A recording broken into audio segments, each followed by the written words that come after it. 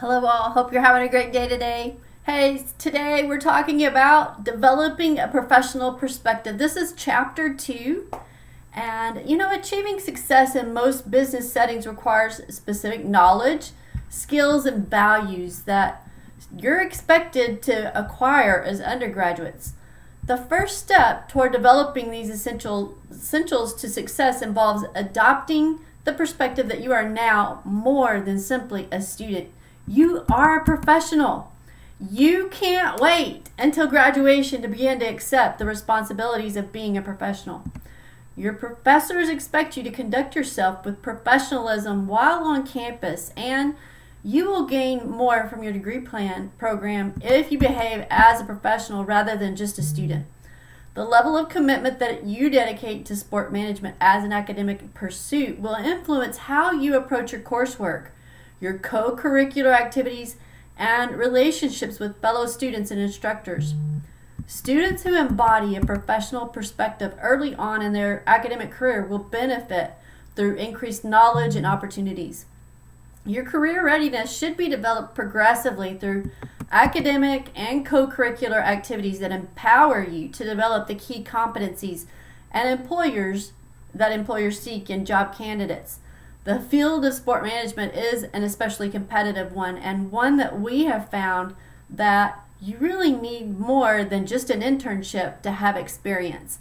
You really need to start gaining experience in the field your sophomore, junior, and senior year. It's one of the reasons that we have developed the practicum before you do the internship. So you have two practicums. You have two 100-hour practicums that you'll do at the sophomore level and junior level before you do your internship. Making the decision to focus on your professional perspective will allow you to take advantage of resources available to you and dedicate yourself to developing into a successful professional. This chapter addresses 3 components of a professional perspective. Number 1, your professional preparation, the courses and experiences that you can expect in your undergraduate program and beyond. Your professional attitude, how to present a professional image, following the fundamentals of business etiquette, developing ethical and critical thinking skills, and entering the world of work and be comfortable and productive there. And then career readiness, so some purposeful steps that you can take to attain and demonstrate the competencies that broadly prepare college graduates for a successful transition into the workplace. Keeping up with current events in your field is essential to your academic preparation. Although numerous popular media outlets offer sports stories, the popular media should not be the main source of information for the sport management student. Additional ways to learn about your field and gain relative experience include becoming involved in student activities. Rec sports is a great place to learn. Athletics is a great place to learn. Gaining on-campus employment and participating in community service opportunities. I actually have a few of those this fall if you're interested in participating. Participation in student organizations provides the chance to assume leadership roles and prepare as future professionals. I'm actually the advisor for the K Club and would love to have you join the K Club and be involved. We are linked up with Special Olympics, and we have a lot of fun things planned throughout the semester and in the spring as well. Student affiliate chapters of professional organizations, which are found on campus that have sport management programs, also provide opportunities to network with professionals, visit sport facilities, and learn about ways to gain work experience in sports settings. Students may wish to pursue community service activities such as volunteering with the Special Olympics, working with recreational sport programs, and assisting in community-sponsored events. Furthermore, numerous jobs are available on most college campuses in sports settings, such as the Student Rec Center, the Intramural Sport Office, and Intercollegiate Athletic Department offices. Our program is set up so that the Student Rec and Intramurals are part of one program. They're separate, but part of one program. And athletics is a totally different one.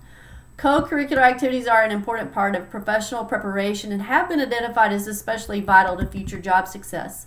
These experiences can provide valuable skill development in areas such as teamwork, decision-making, problem-solving, and communication.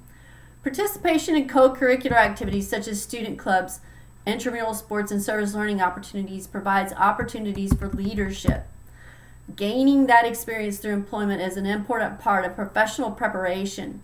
Work experience provides students with opportunities to build networks and improve your professional skills, establish a greater sense of responsibility, and learning more about personal strengths and values, and gaining self-confidence. And providing advice on how to launch their careers while in college. One career advisor shared a belief that all students should take as many work and volunteer opportunities as possible before graduating. I totally agree.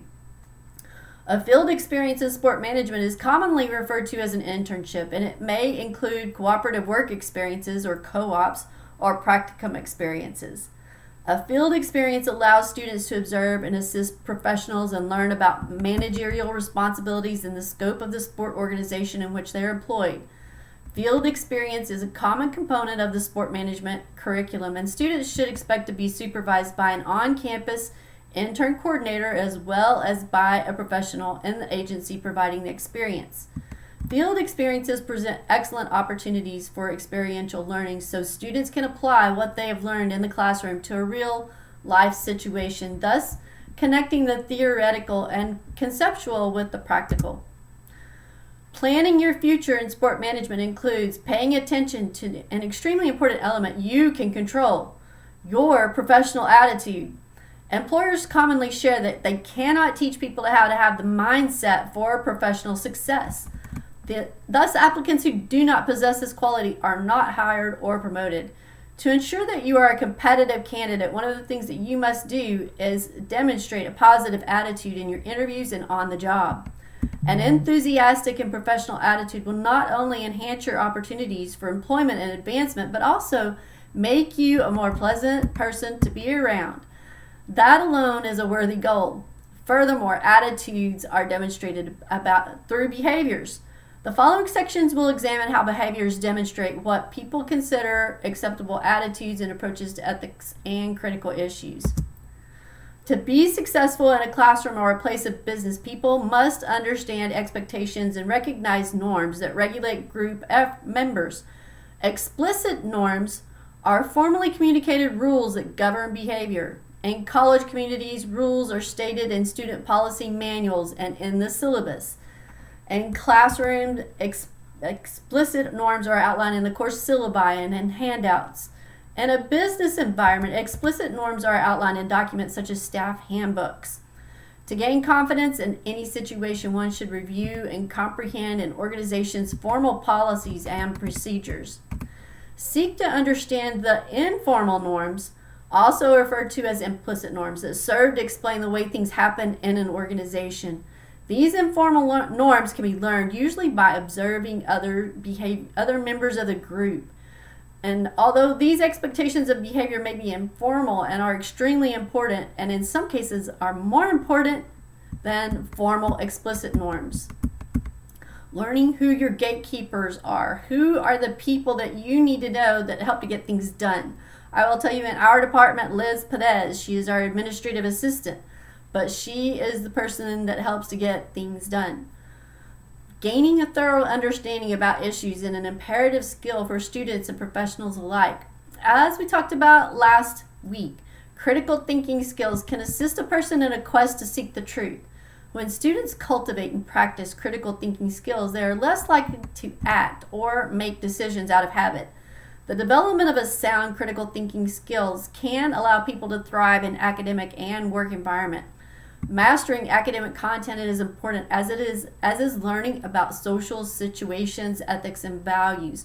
So in the workplace, there is a socialization that occurs, and you learn how to socialize into that environment or how to socialize out.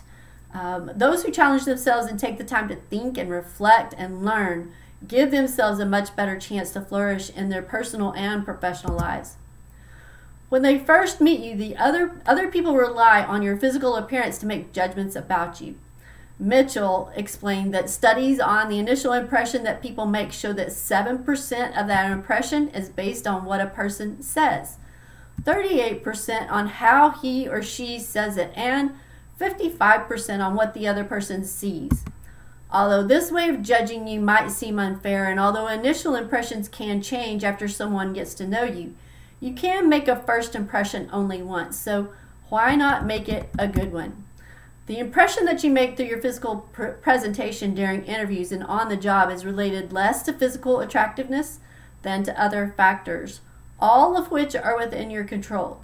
The following items are among the many aspects of a professional image.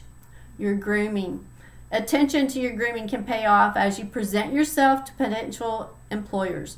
Aspects of grooming to consider include, of course, care of your hair, nails, and teeth, as well as neatness and cleanliness. Your attire and accessories. While in college, you have wide discretion in your choice of clothing and accessories, but as you move into the workplace, you must understand what constitutes as appropriate attire. This standard will differ depending on the organization. If you're unsure about what is acceptable attire for your organization, ask your supervisor. Websites on professional dress and business casual dress can be especially helpful when interviewing for position, dress, and business professional attire, unless specifically informed to do otherwise by the interviewing party. I will say in our field, it tends to be a little bit more relaxed, depending upon what the situation is. If you are going to be interviewing as a coach, you still need to dress professionally for the interview. And then as you go through the interview, you can look around and see what are other coaches wearing. Same thing with the personal trainer. A lot of times they feel like it's too much to dress up in a suit and tie. Way better to overdress than to underdress. Your social media presence is something that's really important as well and can influence how you're perceived by current or potential employers. So make sure that you are projecting the image that you want to there. Your sitting, your standing, and walking posture, your body language conveys an impression of your attitude. People will draw different conclusions about the attitude of a person who is slouching than in one who is sitting upright with feet firmly planted on the floor or leaning slightly forward to indicate good listening skills and interest and enthusiasm. How you enter a sport organization approach the challenges of your new position and learn the organizational culture, develop working relationships with bosses and colleagues, and participate in departmental and team meetings and communicate your ideas to others and establish your reputation as an employee will have a major influence on your success. Valuable employees display their professional attitudes in the images they project and the way they approach work transitions and adjustments and in their business etiquette. The following sections offer tips on learning your job, understanding organizational culture, demonstrating your work ethic, developing written communication skills, using electronic communication, writing thank you notes and refining teamwork skills, managing conflict and embracing diversity, being evaluated, and continuing your professional development. So when you start a new job, make sure you understand what your duties are and how to proceed. Listen carefully to directions and ask for clarifications of any instructions that you don't fully understand before beginning an assignment. Take notes as you receive oral instruction. It is perfectly appropriate to ensure understanding and thorough recall of expectations. Set up periodic meetings with your supervisor to confirm and clarify your progress on assignments and to ensure that your work is accurate, thorough, and of high quality. In an entry level or new job, you are not expected to know everything, but you are expected to show interest and actively learn. Each organization has a unique culture, and therefore, new employees must learn what behaviors are expected in the workplace. Employee socialization or onboarding programs are often initiated by management to help employees understand policies and procedures and general ground rules to function on the job. These expectations are sometimes shared during an orientation or stated in an organization's policy manual. Employees also learn unofficial procedures that have evolved over time by observing. Demonstrate your commitment to the organization, your supervisors, and colleagues by enthusiastically completing all job assignments by the agreed on deadlines. keeping your word, offering assistance, and supporting others in achieving the organization's goals. Your attitude toward work can be referred to as your work ethic.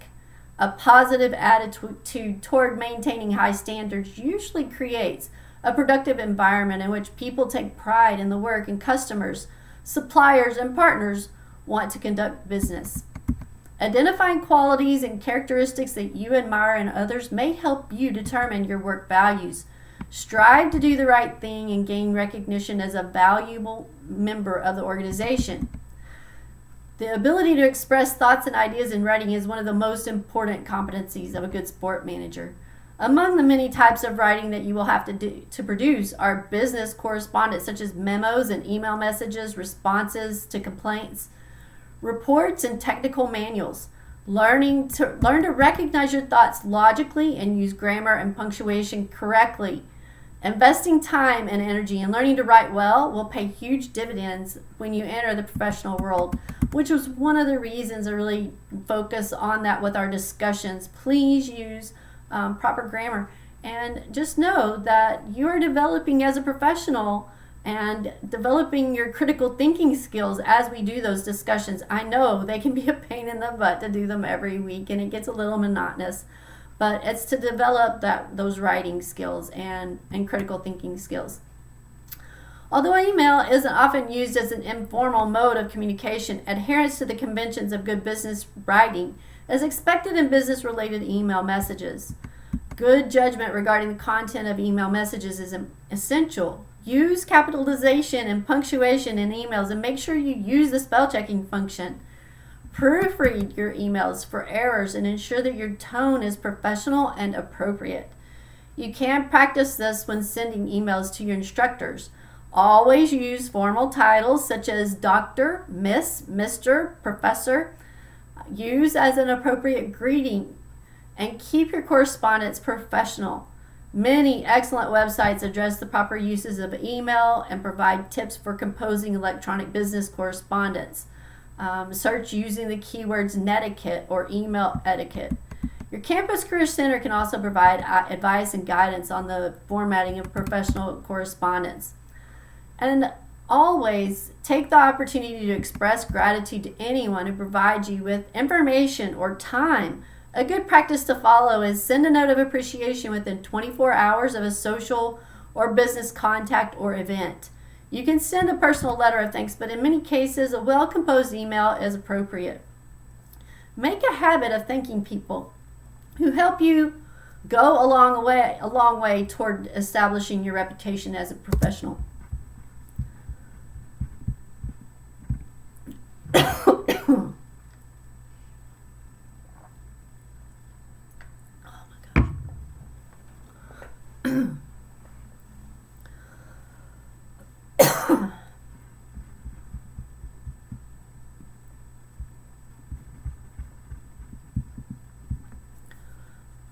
The ability to participate as a valuable member of a team is imperative in any work setting. Tasks and assignments often rely on the talents of a work team, which is a group of people working together to accomplish a task or solve a problem. To be an effective team member, you need to develop skills such as commitment to the task, communication, collaboration, confrontation, oftentimes, consensus building, and caring and demonstrating respect for other team members. Remember to be prompt and provide complete and quality work or feedback in an agreed on time frame. Don't be that loser. Conflict is energy among people. It is not about winning or losing. Conflict is an opportunity to acknowledge and appreciate our differences. Carney and Wells noted that workplace differences or conflicts are most likely to occur when workers are under pressure, when their responsibilities are not clear, or when their personal expectations or needs are violated. They added that situations involving conflict offer ideal opportunities for clarifying personal differences and for team building. If you disagree with a colleague or supervisor or customer, express yourself without being unpleasant or using foul language. When handled in a mature, positive way, conflict can be healthy. Appreciate and celebrate diversity of gender, race, religion, sexual origin, orientation, ability, age, and so on. Do not engage in racist, ageist, or sexist behaviors and let others know tactfully that you don't appreciate such behaviors. Seek to understand and respect the history, the values, the understandings, and opinions of others. Being inclusive is the right thing to do, and it can benefit an organization's bottom line. A proactive strategy that addresses diversity in an organization is associated with a host of positive outcomes, such as improved group processes, better decision making, the attraction of customers, and increased organizational performance. As a new professional, you should welcome the evaluation process, recognizing the aim of constructive criticism is to improve your performance. Expect to be involved in setting goals that will challenge your learning process. Your progress will be measured on a recurring basis, so you and your supervisor can identify appropriate professional development activities to help you perform to the best of your ability. Be prepared to discuss your specific needs for development and strategies to improve your job performance. The most important question to ask your supervisor is what you should be doing to improve your job performance. As the concept of a successful career continually changes in our global sport marketplace, personal flexibility and the ability to adapt to change become even more important. Underlying the assumption that professionals can be flexible and can adapt to change is the concept of lifelong learning. Your professional education is just beginning, and it will continue throughout your life. You should make an early commitment to lifelong formal and informal learning so you can continue to grow professionally and personally. The academic environment is a helpful setting in which students can learn and practice professional competencies to bring into the sport industry. Learning technical skills is important, but developing one's interpersonal skills and respectable qualities can maximize employability and career success. Individuals who commit to becoming familiar with the right way to treat other people and can handle any situation with grace and confidence are going to get noticed. A commitment to courtesy and respectful behavior will benefit your workplace and will help you achieve your goals. As you prepare for a career in sport management, we encourage you to consider the following reminders of good manners. Answering the telephone in a professional manner includes clearly identifying yourself and your organization or department, giving each caller your full attention, restating important information to check for understanding and accuracy, projecting a tone that is cheerful, natural, and attentive, ending the conversation with an agreement on what is to happen next and follow up on appropriately. When leaving your phone number on someone's voicemail system, speak clearly and at a reasonable speed. Remember to leave your name and phone number. Refrain from leaving inappropriate greetings for callers, especially when you're searching for an internship or professional employment. Busy callers do not appreciate long messages, silliness, or loud music in the background. Practice being inclusive in spoken and written language rather than using gender-biased or racially biased language. In the workplace of the 21st century, employees will interact with managers, clients, and customers who include women, people of color, or people from other cultures. Mastery of inclusive language is a good way to demonstrate your sensitivity and to create a more pleasant workplace.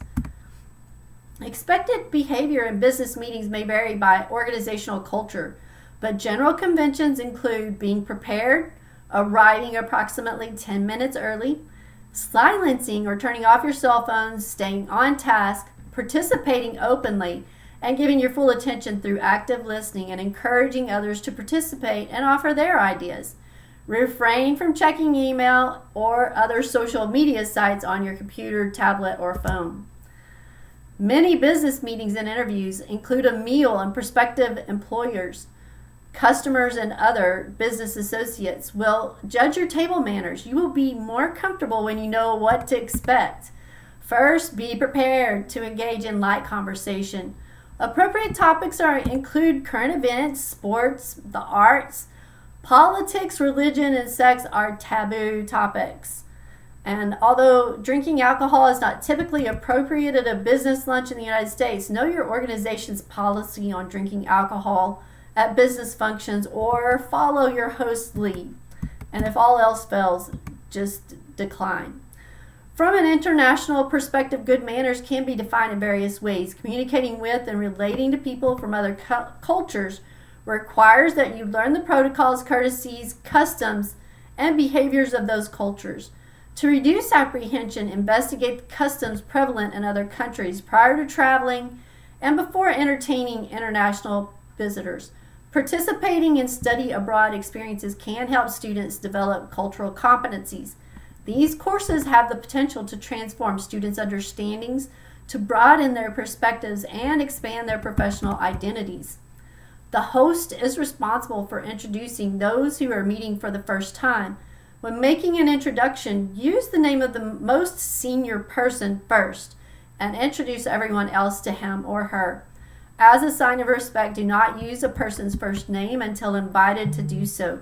Regardless of your gender, stand when being introduced. Many organizations today use dividers rather than walls, so you may find yourself working in a small space with several workers. Be conscious of others' need for privacy and a quiet workspace. Be cautious in your use of music, players, speakerphones, and other devices that can be distracting in a small workplace. In addition, refrain from engaging in company gossip. It may be tempting to listen in or indulge in workplace stories, but the best thing to do is remove yourself from the situation or try to diffuse gossip when you are unable to get away.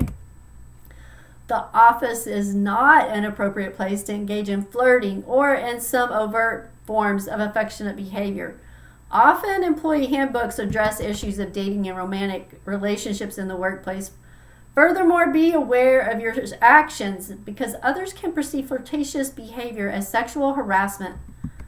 A positive professional attitude as reflected in your professional image, your work habits and behavior, and business etiquette is essential to your future success.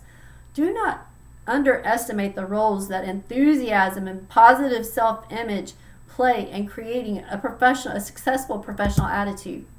To thrive in today's workforce, employees need to assume responsibility for their career planning and management and be actively involved in developing a career strategy. Gone are the days when college graduates could expect to find jobs immediately after graduations and spend their entire career working for one organization. If you are a millennial born between 1980 and 1999, you're likely to move from one company or department to another. As you change positions, you can bring with you best practices and fresh ideas. Pollock cited a leadership survey that found that 80% of millennials consider themselves leaders, and a majority would continue honing those leadership skills. Although frequent job change may be the norm, you can achieve employment security by continuing to develop new skills through lifelong learning and by assuming personal responsibility for managing your career. Your interests are activities that you are enthusiastically engaged in and find enjoyable, and subjects that arouse your curiosity or hold your attention. Interests are an integral part of your personality and are related to your values. Throughout your life, your personal experiences shape your interests. These interests often lead to competencies in the same areas. When your occupation matches your interests, you experience greater job satisfaction. If you have a difficulty identifying or articulating your interests, you might want to seek the assistance of a career advisor at your university career center. Using interest inventories, career advisors can help you assess your measured interests and match those interests with appropriate occupations. Skill is developed aptitude, ability, or personal quality needed to perform a task competently. These three basic types of skills are job content skills, functional skills, and adaptive skills. Job content skills are the specialized knowledge and abilities needed to fulfill a specific job responsibility. Knowing the rules of basketball is an example of a job content skill for a basketball referee. For example, a referee uses functional skills to make quick, accurate decisions and to resolve player conflict that can occur on court. Adaptive skills are personal attributes or personality traits. For example, a referee must remain calm and poised under successful or stressful conditions. Self-assessment involves identifying and understanding your personal and work values, your interests, your abilities and aptitudes and personality traits, and your desired future lifestyle. Research entails taking a broad look at career fields and researching specific sport management occupations, work environments, and employments that match your unique career profile as identified through your self-assessment. Online resources are available to explore occupations and help you understand positions of interest to you. It is helpful to speak with people who are involved in or familiar with these occupations. Internships or job shadowing experiences may be helpful as well. Decision making is the process of consciously analyzing and weighing all information that you have gathered about yourself and various sport management occupations and career paths.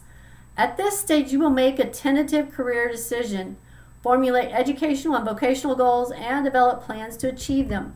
The more you learn about yourself and the world of sport management, the better and more realistic your educational and career choices will be. The search involves sharpening the skills that will help you obtain a position of which you aspire. In this stage, you will network with contacts, prepare effective application materials, present yourself professionally in interviews, evaluate and accept a job offer, and adjust to a new position. Acceptance marks the beginning of your career. Using a systematic approach, you will be able to conduct a self-assessment and compare occupations to make decisions that are compatible with your values, your interests, skills, personality, and desired future lifestyle. For each occupation that you're considering, gather the following information: the nature of the work setting and conditions, educational and personal qualifications that are required, the earning potential, employment outlook and competition, as well as methods of entering the occupation, opportunities for advancement and for exploring the occupation, related occupations, and sources of additional information. Many factors contribute to your process of learning what you value. These include your cultural background, your family influences, your educational opportunities, religious and spiritual experiences, your friends and peers. One computer-based career guidance system, the SIGI 3, that provides clarifications of values focusing on the following 8 values, and there are many more, but high income, prestige, independence, contribution to society, security, variety, leadership, and leisure. The choices that you make about your occupational life need to be in harmony with your basic values and belief systems. Otherwise, you're not going to find personal satisfaction in your job. You should seek an occupation and job that will enhance, strengthen, and support the values that you consider important. For example, high school coaches may possess values that are different from those of sport entrepreneurs. The coaches may demonstrate the value that they place on facilitating the physical, mental, and moral development of young people, whereas sport entrepreneurs may demonstrate the value that they place on providing a high level of financial security for family members. An effective way to collect information that can help with occupational decision making is through the completion of a computerized career assessment system. Most college career centers provide an interactive web-based career guidance and education planning system that helps students with important career planning tasks, such as understanding their interests, their work values, personalities, skills, and educational preferences, identifying and discovering how their personal qualities relate to occupations, and narrowing those options by interactively exploring and analyzing occupations. Career Center professionals can assist you in identifying how your values, your interests, personality, and skills align with various occupational choices. And here, your methods of entering, so you'll want to gather information about how to get into the occupation, how to advance, as well as how to explore other opportunities, explore other occupations and related occupations within the health industry or and other industries. You should also look at additional information with online sport management career services. There are some specialized, one that I can think of is Bluefish. It's on the next slide. The Bluefish jobs, Teamwork Online. Those are a couple of job sources for you. of course, computerized career assessment and interviewing employees on site. So when Career Services has a career fair, you should be there. These are some of the online sport management career resources. Teamwork Online is international, and so a great resource. Of course, the NCAA market, the jobs in sports. Be careful. Some of these, they do require you to pay for a subscription or whatever. You can get a lot of these free, though. Bluefish Jobs is one that is free. It is geared more towards the university recreational market, but could include some NCAA jobs as well. Your career readiness for occupational success. So you have to think critically in these situations with sports and be able to problem solve, but also about your professionalism. And so think about that now and your work ethic. And I will tell you, anywhere you go, you're going to have to work with a team. So how you do that is important, and your communication skills. So here are just a few review questions. I suggest that you start thinking about these things now and working toward becoming that professional. It's time to start considering yourself as a professional. All right. You guys have a great day today. Talk with you soon.